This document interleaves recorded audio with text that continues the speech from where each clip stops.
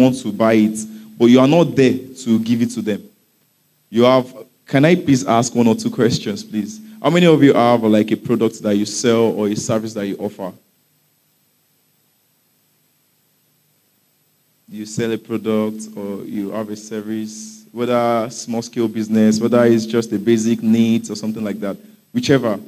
Do you have a product that you sell, or you have a service that you offer? You're a tailor, you're an hairdresser, something like that. I just really want to know. Maybe just, signal your hands up. Okay. Ma, please, what do you sell? What do you offer?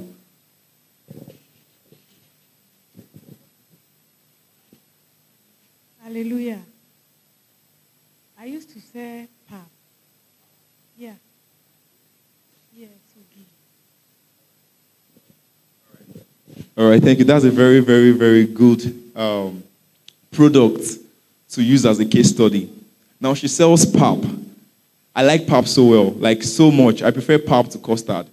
So if there's a way I can get my pap in a ready-made container, that would be very easy for me, where I just, add hot water. I don't have to mix it, because sometimes I don't know how to mix it, and I dilute it with water and the likes. So coming back to the challenges and the critical, position that most small businesses are in, how can we package your pap such that it's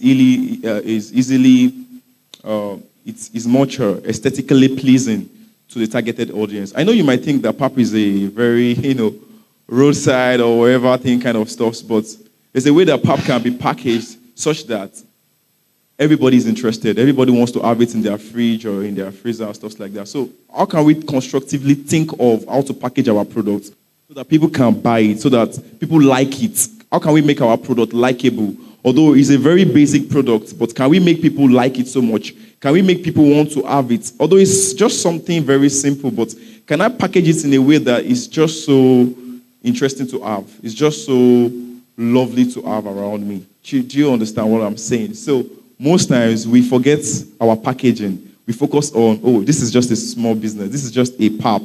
Everybody can just go about and buy pap. But if you package your pap in a very different way, the pap that costs 100 naira can cost 1,000 naira for another person.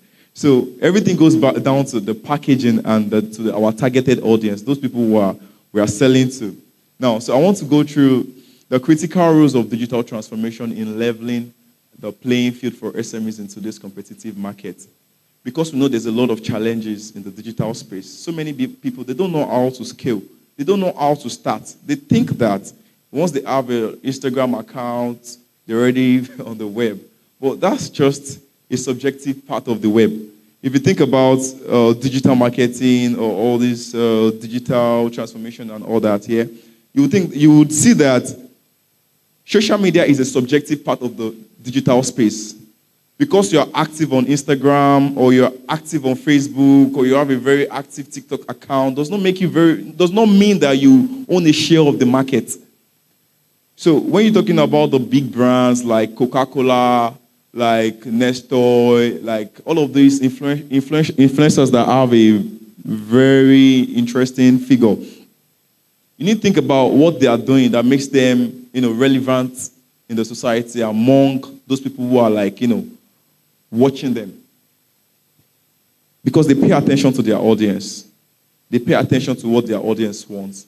And then they package themselves such that they are accepted or they make themselves more likable by their audience. So think about it for your product or for your service. How can you make sure that your product become more relevant to your audience? How can you make sure that your product serves a need? If I buy your product, does that make me feel better? Does it make me feel special? If you use an iPhone, there's a way you feel. If you use a Samsung phone, there's a way you feel. If you use an Android, also there's a way you feel. There comes with a perception with it.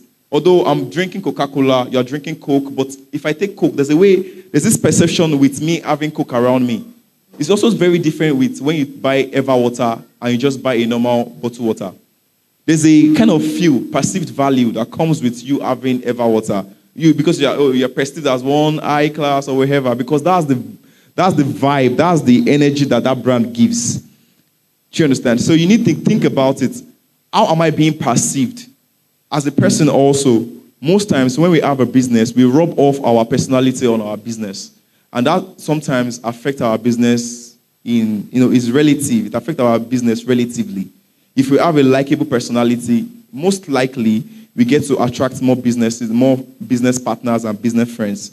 But if we have a toxic personality and we run businesses, most times, if we are a good entrepreneur, we are able to, manage our feelings and our emotions and also manage our business. But if we're not socially and emotionally learned, then we mix all these things together. That's why you see sometimes people want to patronize you, and your first impression, your first expression is just too repelling.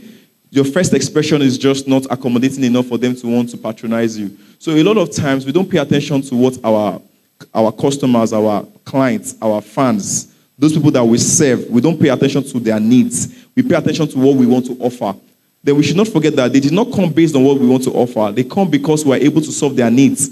Because they believe that by purchasing our products or by having us render our service to them, they can, their problem can be eased, they can become better, they can be happy, their goals can be met and all the likes. So we need to think about some challenges that we as business owners are not aware of, that we need to be aware of so that we can make our products lovable, and then sustainable. Another part of the thing I need to then delve into is the niche that you are in. You are a product seller. You offer this service. Like she sells pap. Everybody loves, maybe not everybody, but I mean for breakfast, you wouldn't mind having pap and akara for your breakfast. You wouldn't mind, because me, I like it so much. So considering a lot of people who might, fall in that category, so we'll consider pap to be for the general audience, right? Everybody likes pap, or most people likes pap. So we would say that, let's say out of 100%, 90% of people might take an interest in, pap, or the other part like custard or the likes. So how can we make pap accessible to them at every point in time? Most times you need to wake up early enough to see all the hawkers, go by so that you can purchase your pap. And most times I also pay attention to how decent or how clean these paps are. Sometimes I get turned off by not buying this pap. The color changing and the likes, And most times also, I prefer buying pap that have ginger and garlic and the likes in it. So if there's no ginger or garlic, I most times don't buy. So how can I make this pap such that I'm selling the value that this pap does, not just because I have a pap or I can make pap at home with corn and the likes, but because I know that this pap that I'm selling, first of all, is clean. It has ginger and garlic inside, and is easily accessible. Also, it's also affordable. Those are the values that comes with my pap. So if I'm selling my pap to you, and somebody else is just coming to sell their pap to you without a package, without any sort of value added to it, then you would really want to buy from me. Although it's expensive, but you feel like, okay, this is more clean and this is more trusted, and then you don't even have to stress so much because you believe that there's ginger and garlic, and it all helps my health or boost my immune systems and the likes. So most times we need to attach values to products that we sell or to the services that we offer. And most times it's also difficult for us to recognize the value that those products serves because we don't understand our niche well enough. So can we understand our niche well enough? What are the steps to understanding our niche well enough? You think about it. Better understanding of your products or service that you offer. If you have better understanding of what your product does or what your service is all about, then you are much comfortable in terms of having conversation with your audience and convincing them to buy from you, or even them giving them benefits of what they want to buy or what they want to get from you as a service, right? So better understanding of your niche, better understanding of your products, better understanding of your customer or your audience. The other part is moving on to the product or service in-depth knowledge. I think I already covered that in I can shed more knowledge there in terms of having in-depth understanding of your product or service. That still goes down to paying attention to your niche, because before you understand your niche, you understand what they want, what they love, what their purchasing power are. So then you're able to then package your product such that it meets with their financial position, it meets with their interest and the likes. So I'm going to move to precision marketing. That's that's a big word actually, but I'm just going to cover it in a very basic way so that we can all understand it. So precision marketing is more like, a good example of precision marketing is when the rain falls. You see, when rain falls and you want to collect water, and when you are using a tap to collect water, it's quite different because they're both coming from a source, right? A bigger source. But one thing is that for rain, you cannot control it, right? And then you're not in control of when it rains, and then where it pours on, right? But for the tap water, you can easily control which bucket you want to fill it in, when you want to turn it on, when you want to turn it off. So that's just the difference between precision marketing and just randomly, posting content on Instagram, sponsoring it's good, but you're not being precise enough. You're not being particular enough. You're not being intentional enough such that you can convince those random audience to become your clients. So most times we just neglect the fact that we think that everybody just wants to buy us there. Let me just put one message out there. Let me just put one picture about my product and service there. Let me just do on this. You're not being intentional. You're not planning your messaging. You're not planning what you want to tell them, how you want to tell them, when you want to tell them. You're not leading them through a flow. Then you just think they just come like that. Then you don't get conversions. You spend so much money, but you don't get conversions because you're not intentional enough. You're not precise enough. Also, in our daily life also, if we're not precise enough, we're not intentional enough with our decisions, with how we do things, then we'll have a very loose life. We'll have a very, chaotic life. So as much as possible, being, intentional, being precise in our planning, in our communication, helps us to, get intentional people also. That's why most times you see successful people. No successful person is not diligent. You can never see someone who is maybe a leader or who has a very high position in the society without diligence.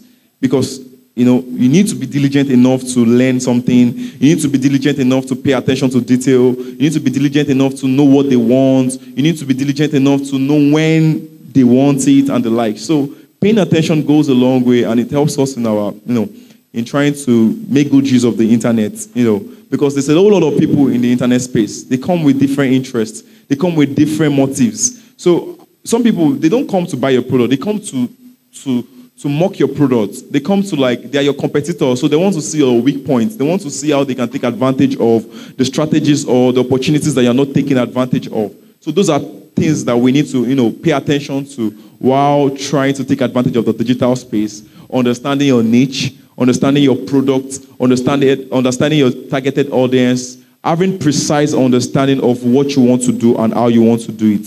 This will help you to, be intentional about all your, digital activities. All right.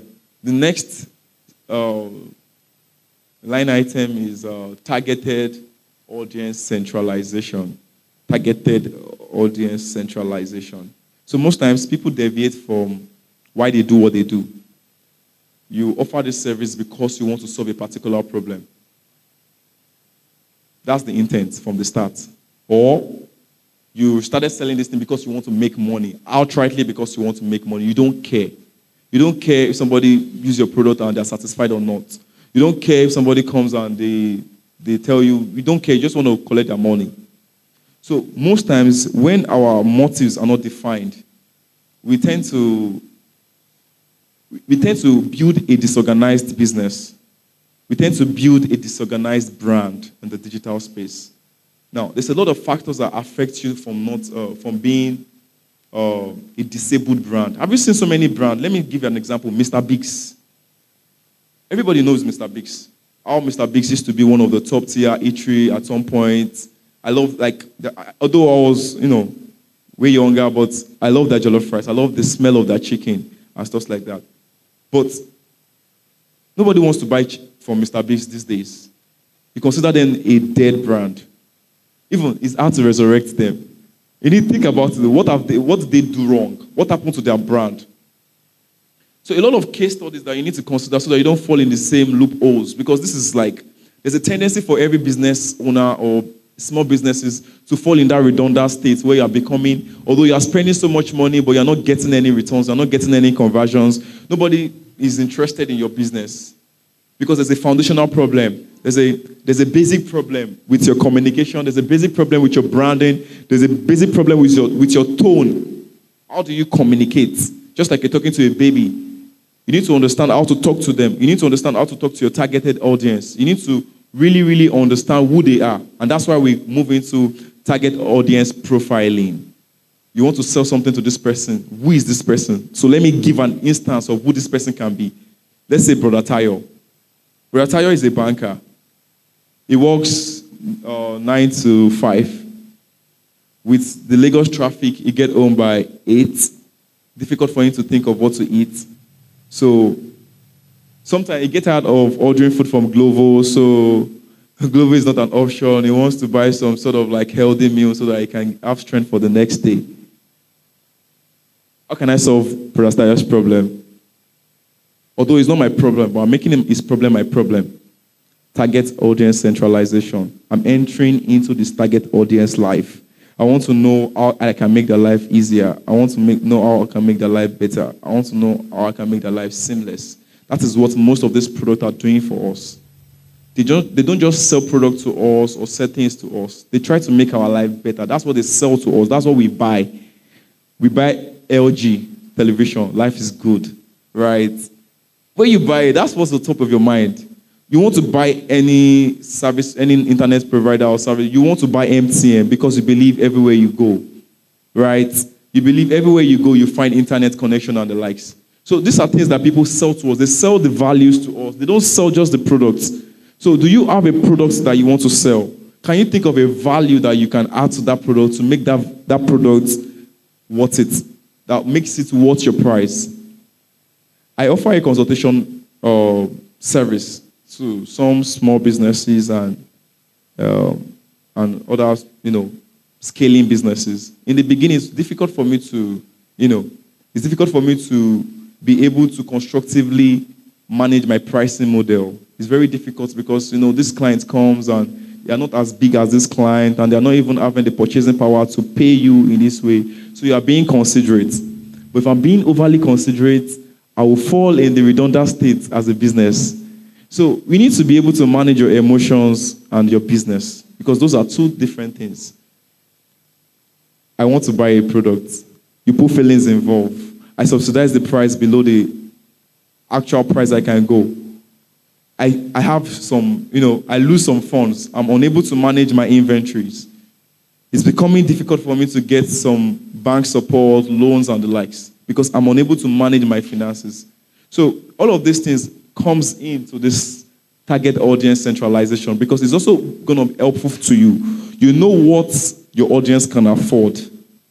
You're not offering them more than they can afford. You're not telling them to buy more than they can afford. You are also not trying to put yourself in trying to look like you're begging them to buy your products because you're actually helping their life. You're trying to make their life easier. You're trying to sell the value that your product does for them. So you need to be focused on your values, not just the product. If you're focused on the product, sometimes everybody sells the product and you are discouraged that, this person sells it, they can easily buy it somewhere else or something like that. Because you don't believe in the values that your product do. You don't think that your product is different, although it's the same product. Now, how many people go to maybe store and you want to buy Gary? Normally, you'd rather want to buy Gary from Omoibo, but you choose not to buy Gary from Omoibo. You went into the store and you see a packaged Gary. Why are you buying this packaged Gary? Because it's packaged. That's why you're buying it. If it's not packaged, if they say it's 1,000 naira, you would think of the normal local price. You will compare that local price. You'd rather want to go to the storefronts where you buy it from the local price, buy at the local price, rather than buying that packaged Gary. But why you are buying is because it's packaged, because it has a name tag, because it has a brand on it, because it feels like it feels different. Yes, it feels like the taste is going to be different. You might be disappointed. It's still the same taste. So this packaging goes a long way. This branding goes a long way. This understanding who you are selling to. People don't just come and design things. They design for people. Yes, so you need to think about who are going to buy me. Who are my clients? Who are my audience? So me being able to manage my pricing model really helps me to be able to attend to or cater to a lot of different businesses, because different small businesses are growing. They're not in the same stage. They're going to have different problems. They have different situations. No brands can have the same problem. Like in the case of Mr. Biggs. Mr. Biggs will be trying to resurrect itself, right?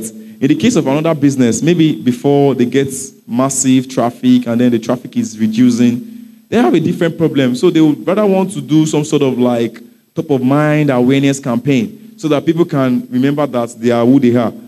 So different problems for different brands, for different identities. That's why we need to be able to manage our own personal identity so that we don't rub it off our brand, our products that we are doing, or our businesses, basically. So target audience centralization. Getting into the shoe of those who will buy your products or who you are offering services to. Understanding how you can make their life easier, how you can make their life better, how you can solve their problem, how you can make their life seamless through your product, through your service, such that it's just on top of their mind that this person do this thing and it's the best person for me to reach out to. Also, just like I want to share some of instances just that happened recently. One of my friends, he does events, decorations, and planning. And he has been my friend for over 9 years and the likes. So then he called me on Sunday that he wants to, package a summer course for events, decor enthusiasts. So then I was very happy because he's my friend and he reached out to me. He could think about me that I could do this thing for him. So I realized that I'm not just having a friendship or having a relationship, but I'm also communicating what I do, my values in this friendship. Whether to a primary 6 years old or to a professor, I should be able to communicate what I do in a very easy term, in a very easy way. So most times we make our products complicated. We make what we do complicated. People cannot easily understand what we do. People cannot easily understand how our products can better their life. So it still goes down to the basic understanding of understanding your niche, understanding who they are, understanding the market environment, understand your product environment, understanding your demographic, understanding the psychographics of your audience and the likes. This helps you be able to package your product in a way that makes it appealing to them. Yeah. Now, I will move to the situations on the digital marketing landscape. There's a lot of, in this digital marketing landscape, yeah, a lot of people claim to be digital marketers because they use Instagram very well. Like, because they run sponsored posts, and then they create content calendars, and then, stuff like that. That makes them feel like, okay, and they do social media management and the likes. But they have really, really little understanding of what the digital marketing space is like. So we have the social media space, and the likes of the Facebook, Instagram, Snapchat, TikToks, and etc. So under this social media space also, we have the advertising social platforms. Most social platforms, you can advertise on them, but maybe you don't realize your profits on all of them. So the situations in this digital marketing space is that people just want to run advertisement on Instagram or on Facebook. They don't know which channel should I use. Where should I just focus on? If I focus on one channel, maybe I can maximize the usage of this channel, not having to delve into all of this platform. They think that if I run ads on Facebook, I run ads on Instagram, I run ads on, then I can be seen everywhere. Miscommunication. Many times, because they don't have a defined messaging, they don't have a streamlined approach, they miscommunicate their brand across the web, across the social media space. So you see them on Instagram, they push this kind of messaging. They go on Facebook, they push this kind of messaging. They go on Twitter, they push this, then they become chaotic. They become a chaotic brand. And over time, they're trying to want to rebrand. They're trying to want to do something very special. But then it doesn't work because people have a perception with how they are as a brand. So the situation is that they are lacking in understanding of how the digital space works. They're lacking in understanding of proper information of how they should go about the digital space with their business. That's why we as consultants, we try to, help small businesses understand the digital space, understand how they navigate the digital space, and also understand how they can be sustainable with what they do in the digital space. So those are like, the first point I mentioned was the digital skill gap, which is the lack of information, proper awareness, proper guidance to scaling in the digital space. Now that's why we thought about this training and upskilling, which was what led us to this possibilities of forging partnership with this All-Student African Union in Ghana to upskill young students or young graduates to understand how they can maximize the use of the digital space. All right. So yeah, we can see to this next slide that we are in. Digital transformation. I've said a lot of things about understanding your audience, understanding your niche, understanding your product, your packaging, your branding. There's the critical roles in the digital space, the situations most small businesses encounter in the digital space in terms of lack of information, lack of proper awareness, and the likes. Now we're moving to what digital transformation is all about. Now, digital transformation is not digital marketing. Don't get it mixed up. No, digital transformation has to do with a whole lot of technicalities. It has to do with technical tools, platforms, knowledge that helps you scale your business and manage your business properly in the digital space. Talking about this emergence of AI, artificial intelligence, talking about different no-code platforms that help you streamline your processes, that help you streamline those technicalities that most businesses cannot afford. You want to build some very complex app. In the past, you have to hire a very technical person who is very sound to then pay them a large sum of money to build maybe a basic app. And then you even need them to continue to manage this app. Unlike now where we have so much AI tools, no-code tools that helps you build your platform with clicks. Just you clicking one things together and then you are getting results. Because not everybody is digitally savvy. Not everybody is technically, strong. Let me use my word like that. But as much as we have the interest, we know who our audience are. We know what we want to sell to them. Then we can navigate basic platforms to achieving those things. E.g., Canva. Canva is a designing tool that helps you make your simple designs and the likes. Previously, before you make some nice, sophisticated design, you need to have understanding of these Adobe Illustrators, and Photoshops, and all the likes. Those are more complicated to learn, actually. But they give you, comprehensive and, excellent results. But now there's Canva. It also serves the same need. It serves the same purpose. Makes the work easier, makes the work faster, easier to learn, easier to navigate for Gen Zs and, people who are interested in this digital space, who really want to learn. It's very easy for them. Not just Canva alone, other tools also. So that's why we need to really know how we can, the other tools that we can make good use.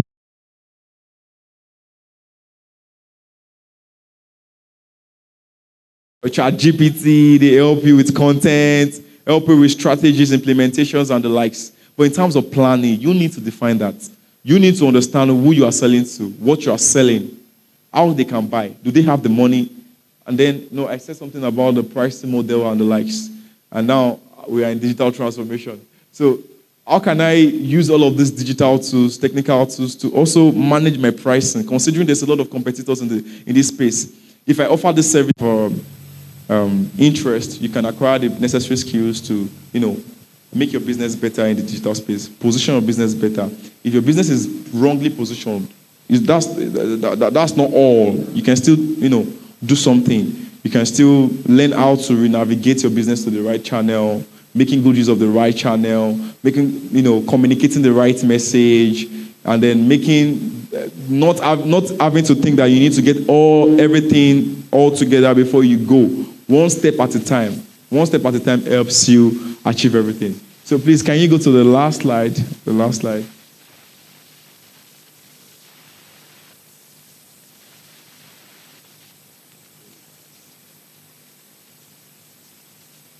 All right.